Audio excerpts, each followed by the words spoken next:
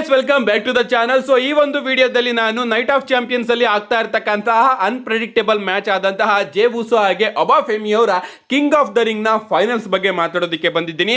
ನಿಜವಾಗ್ಲೂ ಈ ಒಂದು ಮ್ಯಾಚ್ ನ ರಿಸಲ್ಟ್ ಡಬ್ಲ್ಯೂ ಫ್ಯೂಚರ್ ನು ಕೂಡ ಸೆಟ್ ಮಾಡೋದ್ರಲ್ಲಿ ಸಿಕ್ಕಾಪಟ್ಟೆ ಹೆಲ್ಪ್ ಮಾಡುತ್ತೆ. ಈ ಒಂದು ಮ್ಯಾಚ್ ಅಲ್ಲಿ ಏನೇನಾಗಬಹುದು, ಇದರ ಔಟ್ಕಮ್ ಫ್ಯೂಚರ್ ಅಲ್ಲಿ ಯಾವ ರೀತಿ ಎಫೆಕ್ಟ್ ಆಗಬಹುದು ಅಂತ ಸಂಪೂರ್ಣ ಮಾಹಿತಿನ ತಿಳಿಸ್ಕೊಡ್ತೀನಿ. ವಿಡಿಯೋ ತುಂಬಾ ಇಂಟ್ರೆಸ್ಟಿಂಗ್ ಆಗಿರುತ್ತೆ. ಬನ್ನಿ ವಿಡಿಯೋನ ಶುರು ಮಾಡೋಣ. ಮೊದಲನೇದಾಗಿ ಈ ಒಂದು ಮ್ಯಾಚ್ ಅಲ್ಲಿ ಒಬಾ ಫೆಮಿ ಅವರು ಗೆದ್ರೆ ಯಾವ ರೀತಿ ಡಬ್ಲ್ಯೂ ಅವರು ಸ್ಟೋರಿನ ತಗೊಂಡೋಗ್ಬೋದು ಅಂತ ನಾನು ತಿಳಿಸ್ಕೊಡ್ತೀನಿ. ಒಬಾ ಫೆಮಿ ಹಾಗೆ ಜೇ ಉಸೋ ಅವರ ನಡುವೆ ನಮಗೆ ಒಂದು ಸಿಂಗಲ್ಸ್ ಮ್ಯಾಚ್ ನೋಡೋದಕ್ಕೆ ಸಿಗ್ತಾ ಇದೆ. ಅಂಡ್ ಒಂದು ಸಿನಾರಿಯೋ ಏನಪ್ಪಾ ಅಂದ್ರೆ, ಈ ಒಂದು ಮ್ಯಾಚ್ ಅಲ್ಲಿ ಒಬಾ ಫೆಮಿ ಅವರು ಕ್ಲೀನ್ ಆಗಿ ಜೇ ಉಸೋ ಅವ್ರನ್ನ ಸೋಲಿಸಬಹುದು and king of the ring ಆಗಿ ಕನ್ವರ್ಟ್ ಆಗಬಹುದು. ಅಂಡ್ ಇದಾದ್ಮೇಲೆ ಅವರು 99% ರೋಮನ್ ರೈನ್ಸ್ ಅವ್ರನ್ನೇ ಸಮ್ಮರ್ ಸ್ಲಾಮಿಗೆ ಚೂಸ್ ಮಾಡ್ತಾರೆ. ಯಾಕಂದ್ರೆ ಆ ರೀತಿ ನಮ್ಮ ಒಬಾ ಫೆಮಿ ಅವರು ಟೀಸರ್ಸ್ ಗಳನ್ನು ಕೂಡ ಕೊಟ್ಟಿದ್ದಾರೆ. ಸೊ ಈ ರೀತಿ ಏನಾದ್ರೂ ಹೋದ್ರೆ ಡಬ್ಲ್ಯೂ ಅವರು ರೋಮನ್ ರೈನ್ಸ್ ಹಾಗೆ ಒಬಾ ಫೆಮಿ ಅವರ ಸಿಂಗಲ್ಸ್ ಮ್ಯಾಚ್ ನಮಗೆ ಸಮ್ಮರ್ ಸ್ಲಾಮ್ ಅಲ್ಲಿ ನೋಡೋದಕ್ಕೆ ಸಿಗುತ್ತೆ. ಅಂಡ್ ಸಮ್ಮರ್ ಸ್ಲಾಮ್ ಅಲ್ಲಿ ನಿಜವಾಗ್ಲೂ ಕೂಡ ಒಬಾ ಫೆಮಿ ಅವರು ಗೆಲ್ತಾರ ಅಂತ ನೀವೇನಾದ್ರೂ ಕೇಳಿದ್ರೆ, ನನ್ನ ಪ್ರಕಾರ ಸಮ್ಮರ್ ಸ್ಲಾಮ್ ಅಲ್ಲಿ ಒಬಾ ಫೆಮಿ ಅವರು ಗೆಲ್ಲೋದಿಲ್ಲ. ಅಂಡ್ ಸಮ್ಮರ್ ಸ್ಲಾಮ್ ಅಲ್ಲಿ ರೋಮನ್ ರೈನ್ಸ್ ಅವರು ಬ್ಲಡ್ ಲೈನ್ ಹೆಲ್ಪ್ ನ ತಗೊಂಡು ಒಬಾ ಫೆಮಿ ಅವರನ್ನ ಸೋಲಿಸಬಹುದು. ಅಂಡ್ ಡಬ್ಲ್ಯೂ ಅವರು ಫ್ಯೂಚರ್ ಅಲ್ಲಿ ಮತ್ತೊಮ್ಮೆ ಒಬಾ ಫೆಮಿ ಹಾಗೆ ರೋಮನ್ ರೈನ್ಸ್ ಅವರ ಮ್ಯಾಚ್ ನ ಪ್ಲಾನ್ ಮಾಡಿದ್ರೆ ಈ ಒಂದು ಸ್ಟೋರಿ ಲೈನ್ ನ ಅಲ್ಲಿಗೆ ಕನೆಕ್ಟ್ ಮಾಡಬಹುದು ಅಂಡ್ ಅದನ್ನ ಕಂಟಿನ್ಯೂ ಕೂಡ ಮಾಡಬಹುದು. ಇನ್ನ ಇದ್ರ ಜೊತೆಗೆ ಇನ್ನ ಒಂದು ಸಿನಾರಿಯೋ ನಮಗೆ ನೋಡೋದಕ್ಕೆ ಸಿಗಬಹುದು. ಒಬಾ ಫೆಮಿ ಅವರು ರೋಮನ್ ರೈನ್ಸ್ ಅವ್ರನ್ನ ಚೂಸ್ ಮಾಡ್ಕೊಳ್ದಲೆ ಆ ಕಡೆ ಡಬ್ಲ್ಯೂ ಅನ್ಡಿಸ್ಪ್ಯೂಟೆಡ್ ಚಾಂಪಿಯನ್ ಮೇಲೆ ಹೋಗಬಹುದು.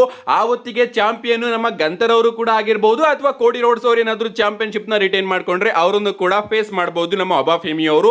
ಅಂಡ್ ಡಬ್ಲ್ಯೂ ಅವರು ಆಗ ಕೂಡ ಟ್ರಿಗರ್ ನ ಫುಲ್ ಮಾಡ್ತಾರ ಅಂತ ನಾನು ಒಂದು ದೊಡ್ಡ ಕ್ವಶನ್ ಮಾರ್ಕ್ ನ ಹಾಕ್ತಾ ಇದ್ದೀನಿ. ಯಾಕಂದ್ರೆ ಒಬಾ ಫೆಮಿ ಅವರ ಕೈಗೆ ಸದ್ಯಕ್ಕೆ ಡಬ್ಲ್ಯೂ ಅವರು ಚಾಂಪಿಯನ್ಶಿಪ್ ನ ಕೊಡೋದಿಲ್ಲ ಅಂತ ಯಾಕೋ ಒಂದ್ ರೀತಿ ಫೀಲ್ ಬರ್ತಾ ಇದೆ. ಇನ್ನ ಈ ಒಂದು ಮ್ಯಾಚ್ ಅಲ್ಲಿ ಮೂರನೇ ಸಿನಾರಿಯೋ ಏನಾಗುತ್ತೆ ಅಂದ್ರೆ, ಒಂದು ನಮ್ಮ ಬ್ರಾಕ್ ಲೆಸ್ನರ್ ಅವರ ಇಂಟರ್ಫರೆನ್ಸ್ ನಮಗೆ ಈ ಒಂದು ಮ್ಯಾಚ್ ಅಲ್ಲಿ ನೋಡೋದಕ್ಕೆ ಸಿಗಬಹುದು. ಇಂಟರ್ಫರೆನ್ಸ್ ಆದ್ರೂ ಕೂಡ ನಮ್ಮ ಒಬಾ ಫೆಮಿ ಅವರು ಹೇಗೋ ಜೇ ಉಸೋ ಅವ್ರನ್ನ ಸೋಲಿಸಿ ಕಿಂಗ್ ಆಗಬಹುದು. ಇದಾದ್ಮೇಲೆ ಆ ಕಡೆ ಒಂದೇ ಸಮಯದಲ್ಲಿ ಡಬ್ಲ್ಯೂ ಅವರು ಬ್ರಾಕ್ ಲೆಸ್ನರ್ ಆಗಿ ಒಬಾ ಫೆಮಿ ಅವರ ನಡುವೆ ಕೂಡ ಫ್ಯೂಡ್ ನ ತೋರಿಸಬಹುದು. ಈ ಕಡೆ ಒಬಾ ಫೆಮಿ ಆಗಿ ರೋಮನ್ ರೈನ್ಸ್ ಅವರ ನಡುವೆ ಕೂಡ ಫ್ಯೂಡ್ ನ ತೋರಿಸಬಹುದು. ಅಂದ್ರೆ ನಮ್ಮ ಬುಲ್ಲಿರಿ ಅವರು ಹೇಳಿದ್ರಲ್ಲ, ಒಬಾ ಫೆಮಿ ಅವರು ಸಮ್ಮರ್ ಸ್ಲಾಮ್ ನ ನೈಟ್ 1 ನಲ್ಲಿ ಬ್ರಾಕ್ ಲೆಸ್ನರ್ ಅವ್ರನ್ನ ಫೇಸ್ ಮಾಡಿ ನೈಟ್ 2 ಅಲ್ಲಿ ರೋಮನ್ ರೈನ್ಸ್ ಅವ್ರನ್ನ ಫೇಸ್ ಮಾಡಬಹುದು ಅಂತ ಆ ಒಂದು ಸ್ಟೋರಿ ಲೈನ್ ನ ಡಬ್ಲ್ಯೂ ಅವರು ಇಲ್ಲಿ ತಗೊಂಡು ಬರಬಹುದು. ಅಂಡ್ ಆಗ ಡಬ್ಲ್ಯೂ ಬಳಿ ಒಂದು ರೀಸನ್ ಕೂಡ ಇರುತ್ತೆ.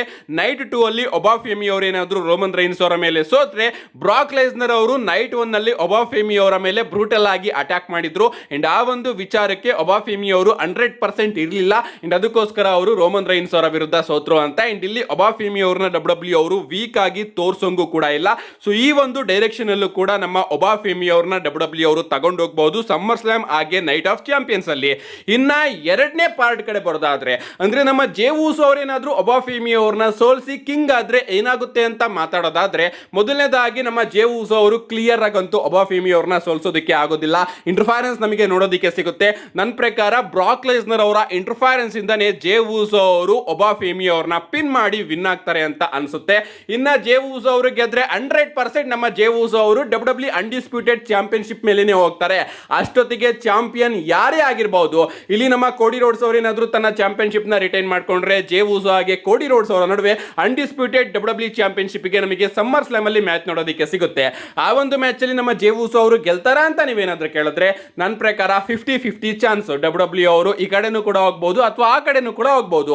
ಇನ್ನ ಅಲ್ಲೇನಾದ್ರೂ ನಮ್ಮ ಗಂತರ್ ಅವರು ಕೋಡಿ ರೋಡ್ಸ್ ಹಾಗೆ ಸ್ಯಾಮಿ ಝೈನ್ ಅವ್ರನ್ನ ಸೋಲಿಸಿ ಚಾಂಪಿಯನ್ ಆದ್ರೆ, ಡಬ್ಲ್ಯೂ ಅವರು ರಸಲ್ ಮೇನಿಯಾ ರಿಮ್ಯಾಚ್ ಅಂತ ಗಂತರ್ ಹಾಗೆ ಜೇ ಉಸೋ ಅವರ ನಡುವೆ ಕೂಡ ಮ್ಯಾಚ್ ನ ಪ್ಲಾನ್ ಮಾಡಬಹುದು. ಬಟ್ ಈ ಕಡೆ ಜೇ ಉಸೋ ಅವರು ಆ ಕಡೆ ಅನ್ಡಿಸ್ಪ್ಯೂಟೆಡ್ ಚಾಂಪಿಯನ್ಶಿಪ್ ಮೇಲೆ ಹೋದ್ರು ಕೂಡ ಜೇ ಉಸೋ ಅವರು ಗೆಲ್ಲೋ ಚಾನ್ಸಸ್ ಸಿಕ್ಕಾಪಟ್ಟೆ ಕಮ್ಮಿ ಇದೆ. ಅಥವಾ ಡಬ್ಲ್ಯೂ ಅವರು ಸ್ಟೋರಿ ಲೈನ್ ಅಲ್ಲಿ ಇನ್ನ ಒಂದು ಟ್ವಿಸ್ಟ್ ನ ಕೊಡೋದಕ್ಕೆ ಈ ಕಡೆ ಜೇ ಉಸೋ ಅವರು ಅನ್ಡಿಸ್ಪ್ಯೂಟೆಡ್ ಚಾಂಪಿಯನ್ ನ ಚೂಸ್ ಮಾಡೋದ್ರ ಬದಲು ತನ್ನ ಮೆಂಟರ್ ಹಾಗೆ ಟ್ರೈಬಲ್ ಚೀಫ್ ಆದಂತಹ ರೋಮನ್ ರೈನ್ಸ್ ಅವ್ರನ್ನ ಚೂಸ್ ಕೂಡ ಮಾಡಬಹುದು. ಎಸ್, ಇದು ಒಂದು ಬಿಗ್ ಟ್ವಿಸ್ಟ್ ನ ಕೊಟ್ಟಂಗಾಗುತ್ತೆ. ಸ್ವಲ್ಪ ಇಮ್ಯಾಜಿನೇಷನ್ ಮಾಡ್ಕೊಳ್ಳಿ.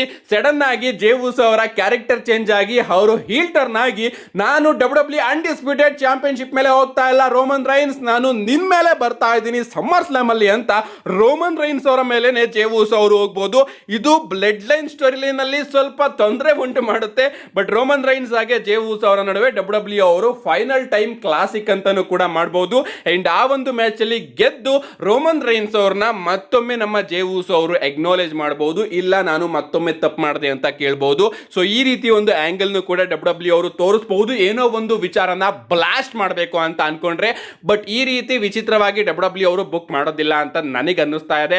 ಒಂದು ಗಾಯ್ಸ್ ಏನಾಗುತ್ತೆ ಗೊತ್ತಾ, ನಮ್ಮ ಜೇ ಊಸೋ ಅವರು ಕಿಂಗ್ ಆಗ್ತಾರೆ ಅಂಡ್ ಅದಾದ್ಮೇಲೆ ಅವರು ಅನ್ಡಿಸ್ಪ್ಯೂಟೆಡ್ ಡಬ್ಲ್ಯೂ ಚಾಂಪಿಯನ್ ನ ಚೂಸ್ ಮಾಡ್ತಾರೆ. ಬಟ್ ಆ ಒಂದು ಮ್ಯಾಚ್ ಅಲ್ಲಿ ಅವರು ಸೋತೋಗ್ತಾರೆ ಅಂತ ನನಗೆಲ್ಲೋ ಅನಿಸ್ತಾ ಇದೆ. ಏನೇ ಆಗ್ಲಿ ನನ್ನ ಪ್ರಿಡಿಕ್ಷನ್ ನ ತಗೊಂಡು ಬರ್ತೀನಿ ಮುಂದಿನ ವಾರದಷ್ಟೊತ್ತಿಗೆ. ಸೊ ಇದು ನನ್ನ ಈ ಒಂದು ಮ್ಯಾಚಿನ ಕ್ಲಾರಿಟಿ, ಯಾರ್ಯಾರು ಗೆದ್ರೆ ಏನೇನಾಗುತ್ತೆ, ಸ್ಟೋರಿ ಲೈನು ಯಾವ ರೀತಿ ಪ್ರೋಗ್ರೆಸ್ ಆಗುತ್ತೆ ಅಂತ.